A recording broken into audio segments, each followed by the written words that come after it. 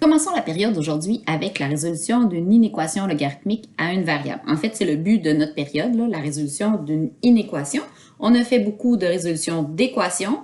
Vous allez voir que ça ressemble à ce qu'on fait depuis le début de l'année. Donc, quand on veut résoudre une inéquation, il faut d'abord avoir l'esquisse de la fonction. Parce qu'on sait qu'on va trouver un intervalle maintenant. Donc, on va remplacer après notre symbole d'inégalité par un symbole d'égalité, puis on va résoudre l'équation qu'on obtient. Alors, allons voir ici notre première inéquation. Je regarde. Bon, mon asymptote va être à x égale à moins 5, parce que mon h vaut moins 5. J'ai une base, ma base c'est 4, donc ma base elle est plus grande que 0. Mon A est positif et mon B est positif. Donc, sans trop tarder, je trace mon esquisse. Alors, à x qui vaut moins 1, je vais graduer par 1 comme ça. Là. Moins 1, moins 2, moins 3, moins 4, moins 5, c'est ici. Donc, ça, c'est mon asymptote.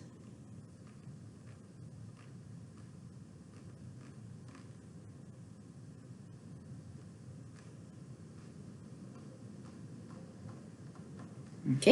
J'ai un A et un B positif, donc croissant. J'ai pas... Wow, quand même. Je m'en vais tout croche pas mal. Oh.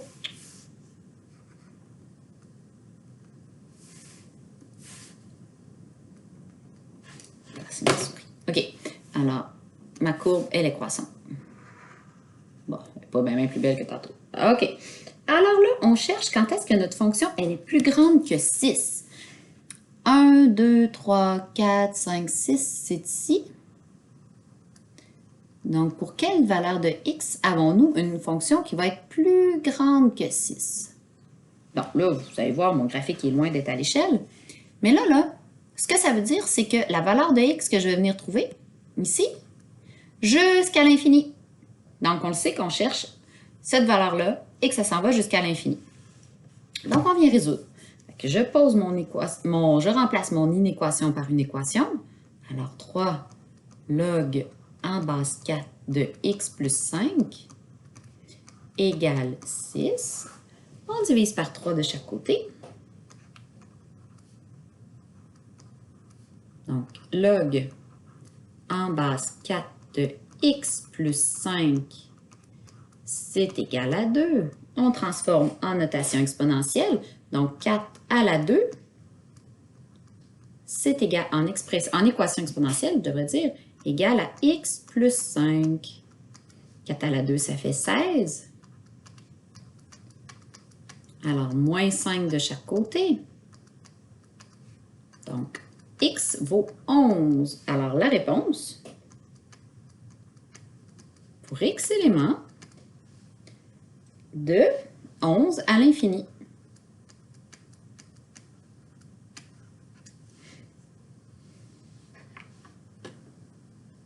On continue. On va aller faire un deuxième exemple ensemble.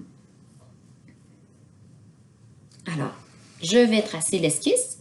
J'ai ici mon asymptote qui est à moins 3. Ma base, mon C est compris entre 0 et 1. Mon A est positif, mon B est positif. Je place mon asymptote à moins 3. Moins 1, moins 2, moins 3. Comme mon C est compris entre 0 et 1 et que mon A est positif puis mon B est positif, ça va être décroissant cette fois-ci.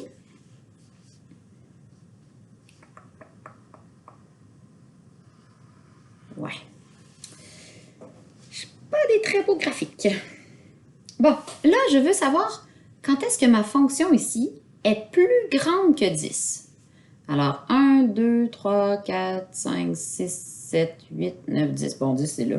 OK. Quand est-ce que c'est plus grand que 10? 10 étant ici. Là, je cherche Alors, la valeur de x qui va être tout près de mon asymptote. OK? Donc, c'est plus grand que 10 à partir de mon asymptote non inclus jusqu'à la valeur qu'on va trouver ici. Alors, on sait déjà que dans notre réponse, là, ça va partir de mon asymptote non inclus. Fait que je peux déjà commencer à écrire ma réponse. X éléments de mon asymptote qui est à moins 3 jusqu'à la valeur de x que je recherche. Alors, on continue, on va venir la trouver, cette valeur-là. Donc, on a notre équation qui est 5 log en base 1/2 de x plus 3, c'est égal à 10. On divise par 5 de chaque côté. Alors, log en base 1/2 de x plus 3, c'est égal à 2. On va transformer en équation exponentielle, donc 1/2 à la 2.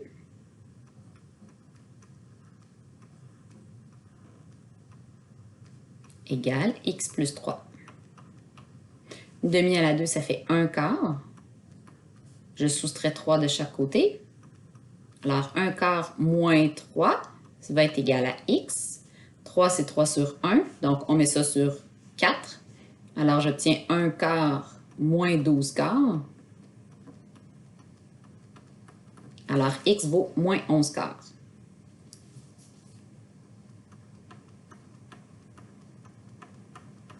Donc, de moins 3 jusqu'à moins 11/4.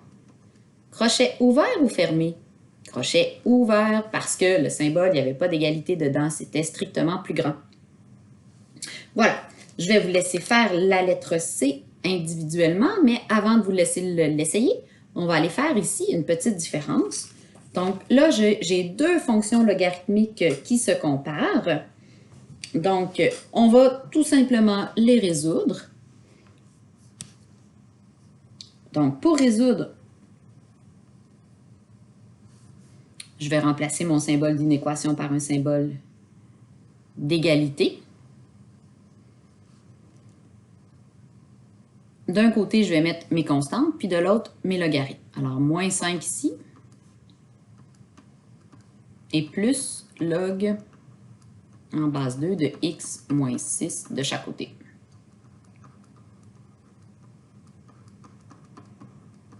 J'ai donc log en base 2 de x plus 4 plus log en base 2 de x moins 6 qui est égal à 4.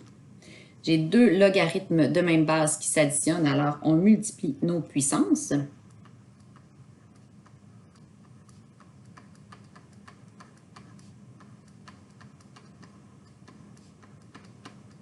Maintenant qu'on a juste un logarithme, on peut passer à la forme exponentielle, donc 2 à la 4 va être égal, là si je distribue, x au carré moins 6x plus 4x, ça fait donc moins 2x, 4 fois moins 6, moins 24. 2 à la 4, ça fait 16, donc moins 16 de chaque côté pour avoir mon équation égale à 0.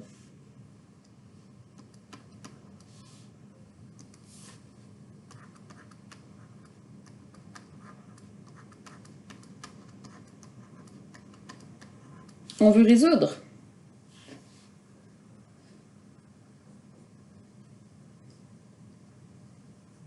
Alors ici, on utilise notre formule quadratique.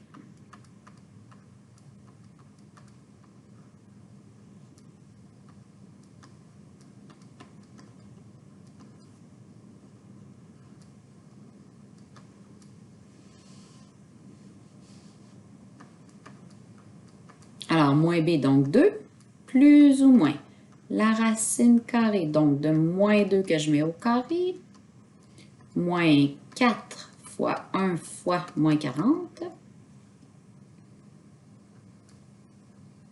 Tout ça divisé par 2a, donc tout ça divisé par 2.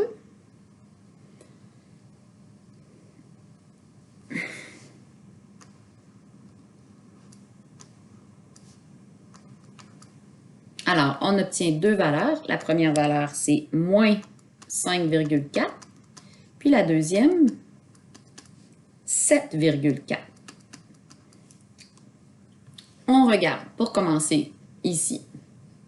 Si je prends moins 5,4 plus 4, j'obtiens encore une fois une puissance qui va être négative. Alors, il faut la rejeter. Puis l'autre valeur, 7,4, bien 7,4 moins 6, ça va, ça reste une puissance positive. Donc, celle-ci est à rejeter.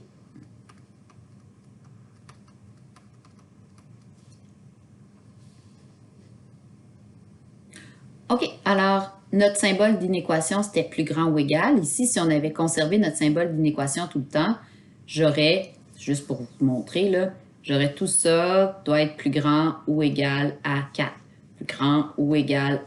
Donc, ce qu'on obtient ici comme valeur de x, vu que je n'ai pas tracé mon graphique, ce que je veux ici, c'est tous les x qui sont plus grands ou égal à 7,4. Alors, voilà la réponse. X éléments de 7,4 à l'infini. Voilà, c'est ce qui complète la période d'aujourd'hui. Donc, terminez à la page 29 le numéro 3 et faites les exercices du devoir. Donc, bonne fin de période.